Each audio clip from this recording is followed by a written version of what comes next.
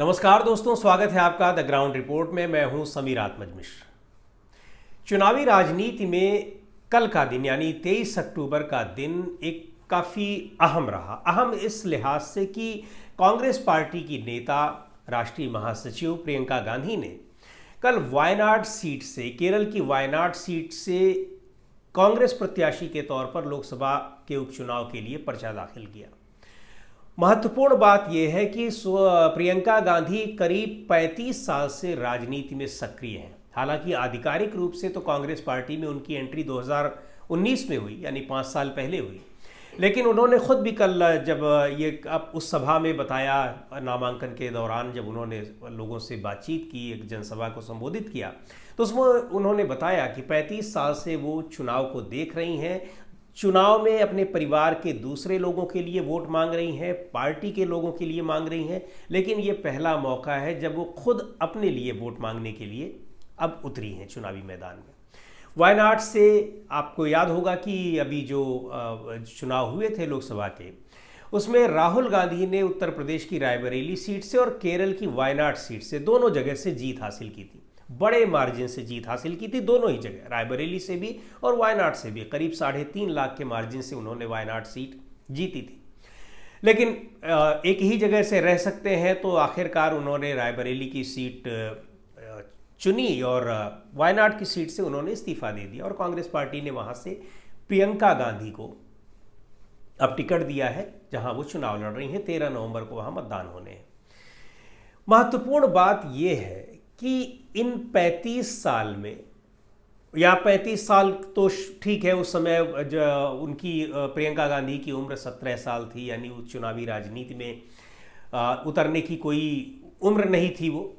लेकिन उसके बाद भी, और सोनिया गांधी जब से सक्रिय हुई हैं, यानी जब वो चुनाव में पहली बार उतरी थी तो राजीव गांधी, अपने पिता राजीव गांधी के लिए, पूर्व प्रधानमंत्री राजीव गांधी के लिए उन्होंने वोट मांगे। लेकिन उसके बाद उनकी मृत्यु हुई।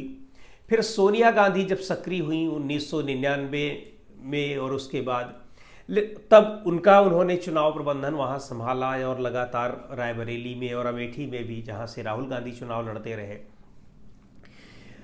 चुनाव में वो वोट मांगती रही, लेकिन खुद चुनाव में कभी नहीं उतरी और न ही पार्टी में उन्होंने कोई पद लिया। इस दौरान 10 साल यूपीए की सरकार भी रही। तो एक बड़ा सवाल ये उठता है कि आखिरकार क्यों प्रियंका गांधी चुनावी राजनीति में नहीं उतरी। इसके पीछे कई कारण हैं, और दूसरे वायनाड से ही उनकी एंट्री क्यों हो रही है, इसके पीछे भी एक बड़ा कारण है। तो पहली बात तो ये कि चुनावी राजनीति में न उतरने का कारण, जब एक समय हुआ, यानी 2004 से लेकर 2014 तक जब यूपीए सरकार रही कांग्रेस पार्टी के नेतृत्व में, जाहिर सी बात है कि वो ऐसा मौका था जब राहुल गांधी तो चुनावी राजनीति में थे ही, प्रियंका गांधी भी चुनावी राजनीति में उतर सकती थीं, लेकिन वो नहीं उतरी।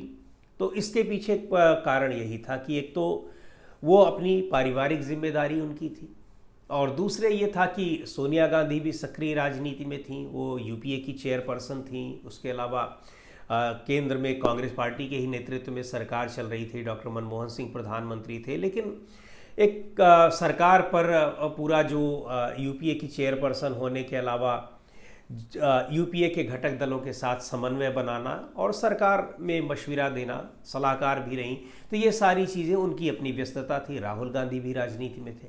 तो ऐसी स्थिति में प्रियंका गांधी भी यदि उतर जाती, या फिर चाहे पार्टी की रणनीति रही हो या उनका खुद का रहा हो, जैसा कि कई बार उन्होंने भी बताया है कि खुद भी वो नहीं उतरना चाहती थी, या उतरने में, उन्होंने राजनीति में उतरने में, चुनाव लड़ने में दिलचस्पी नहीं ली। उसके बाद दौर आता है फिर 2014 के बाद का। 2014 के बाद आपने देखा होगा किस तरह से कांग्रेस पार्टी के जो, और ख़ास तौर पर गांधी नेहरू परिवार के लोग थे, उनको कैसे भ्रष्टाचार के तमाम मुद्दों में पर घेरने की कोशिश की गई। यद्यपि 10 साल केंद्र सरकार ने भी पूरे कर लिए, अब तीसरा टर्म केंद्र सरकार का चल रहा है प्रधानमंत्री नरेंद्र मोदी के नेतृत्व में। और हरियाणा में, जहां प्रियंका गांधी के पति रॉबर्ट वाड्रा पर तमाम ज़मीन घोटाले में उनका नाम आया, लेकिन वहां से उनको क्लीन चिट मिल चुकी है पिछले 3 बार से, यानी 10 साल पूरे कर लिए हरियाणा में भारतीय जनता पार्टी ने, और तीसरा टर्म अभी हाल ही में जीत कर आई है। तो इस दौरान उनके खिलाफ कोई मामला नहीं मिला। बार बार ईडी और सीबीआई की जांच के लिए, पूछताछ के लिए बुलाया गया, सब कुछ हुआ, लेकिन किसी घोटाले में उनके खिलाफ न तो चार्जशीट कोई दाखिल की गई और न ये मामला आगे बढ़ा और एक तरह से उनको क्लीन चिट दे दी गई।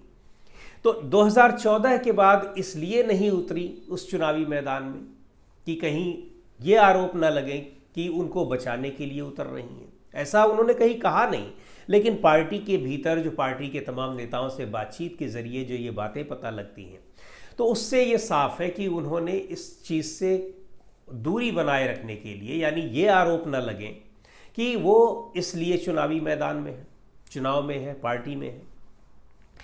लेकिन जब 2014 में 5 साल बीत गए, फिर 2019 में पार्टी के ऊपर भी दबाव बढ़ रहा था और ख़ास तौर से एक 2017 के उत्तर प्रदेश के विधानसभा चुनाव के दौरान जब पार्टी को सलाह देने के लिए, चुनावी रणनीति बनाने के लिए प्रशांत किशोर की एंट्री हुई, तो उन्होंने भी पार्टी पर काफ़ी दबाव डाला कि प्रियंका गांधी को चुनाव में, राजनीति में उतारा जाए। 17 में तो नहीं उतारा गया। कहा तो ये भी जाता है कि सीधे मुख्यमंत्री के तौर पर प्रोजेक्ट करके प्रशांत किशोर प्रियंका गांधी को उतारने के मूड में थे, या वो ये सलाह वो दे रहे थे। इसमें कितनी सच्चाई है कितनी नहीं, लेकिन ये बातें बिल्कुल कही जा सकती हैं और इस बात की पुष्टि पार्टी के तमाम जिम्मेदार नेता भी करते हैं कि ऐसा दबाव था। लेकिन गांधी परिवार के भीतर, या चाहे प्रियंका गांधी खुद नहीं आई राजनीति में, 2017 में वो नहीं आई, लेकिन 2019 के लोकसभा चुनाव से ठीक पहले पार्टी ने उन्हें ये पद दिया और माना जाने लगा कि प्रशांत किशोर ने जब रणनीति बनाई थी, उसके बाद प्रशांत किशोर पार्टी में आगे की भी रणनीति बनाते रहे, पार्टी को सलाह देते रहे। ये बात अलग है कि औपचारिक तौर पर फिर वो अलग हो गए और बीच में ऐसा भी हुआ कि वो पार्टी में शामिल होने की भी चर्चाएं चल रही थी। खैर, लेकिन प्रियंका गांधी को राजनीति में लाने के लिए जो एक दबाव, रणनीतिक दबाव बनाने का प्रयास किया गया, शुरुआत की गई, वो प्रशांत किशोर की तरफ से की गई। और 2019 में प्रियंका गांधी को उत्तर प्रदेश में महासचिव बनाया गया और उत्तर प्रदेश का, उनको पूर्वी उत्तर प्रदेश का, पश्चिमी उत्तर प्रदेश का प्रभारी बनाया गया। उसमें उनके साथ 2 सह प्रभारी भी रहे और वो पूरा दौरा उन्होंने उसमें चुनाव के दौरान किया, उत्तर प्रदेश का पूरा दौरा किया।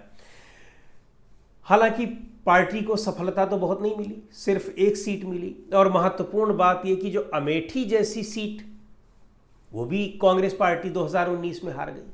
लेकिन प्रियंका गांधी ने हार नहीं मानी। जब राजनीति में उतर गई तो फिर उतर गई। उत्तर प्रदेश में उसके बाद जो भी घटना हो, महिलाओं के सम्मान की बात हो, महिलाओं के साथ कोई अत्याचार की खबर आई हो, महिलाएं, पीड़ित महिलाओं के साथ देने की बात हो, सबसे पहले आगे वो दिखाई पड़ती थी। वहाँ कोविड के दौरान उन्होंने बहुत सक्रियता दिखाई। उस समय कांग्रेस पार्टी की सरकार राजस्थान में थी और बहुत सारे लोग जो दूर दराज से अपने घरों को जा रहे थे, उनके लिए राजस्थान से उन्होंने बसें भिजवाई। हालांकि उन बसों को उत्तर प्रदेश सरकार ने तमाम बहाने करके उन्हें लिए नहीं, लेकिन ये सक्रियता उन्होंने दिखाई और बहुत सारे लोगों की मदद करना, जिस तरह से कोविड में बहुत से नेता कर रहे थे, तो उनमें प्रियंका गांधी बहुत बढ़ चढ़कर उन्होंने हिस्सा लिया। परिणाम ये हुआ कि 2024 में इंडिया गठबंधन के साथ चुनाव लड़ा गया और परिणाम पूरी तरह से अलग, जिसकी कोई कल्पना भी नहीं कर सकता था।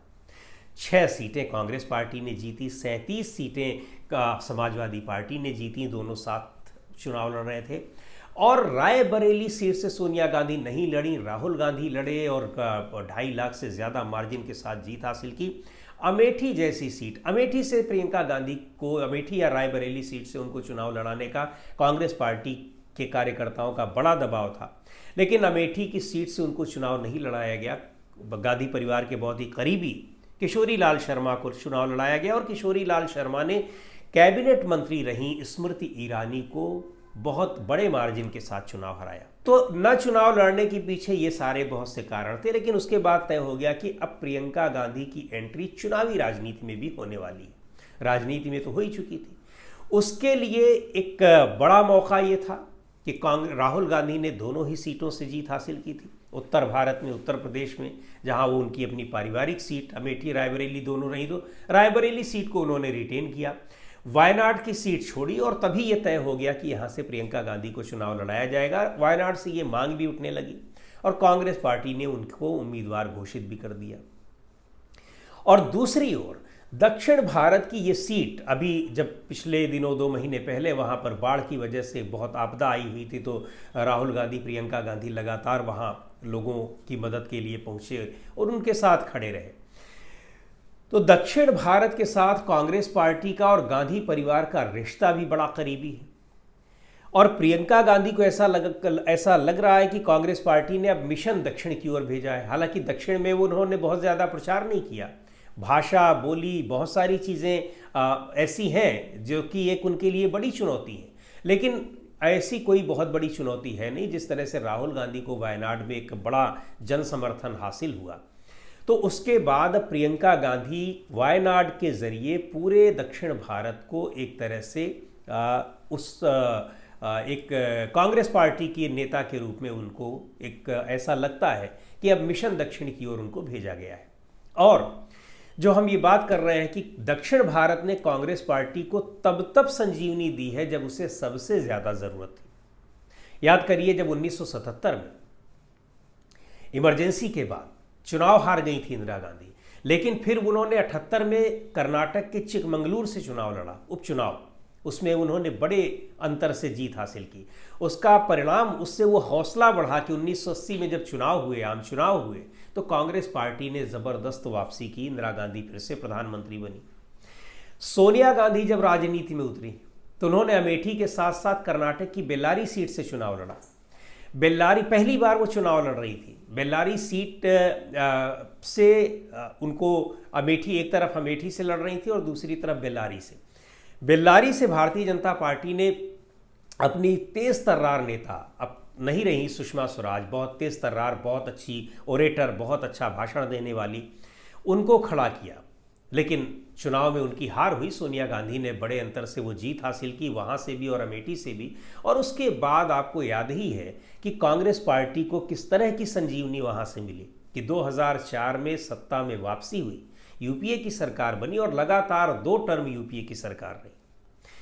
और 2014 में कांग्रेस पार्टी को ज़रूर हार का सामना करना पड़ा। और 2019 में भी, 2019 में राहुल गांधी अमेठी और वायनाड से चुनाव लड़े, वायनाड से चुनाव जीते, अमेठी से हार गए।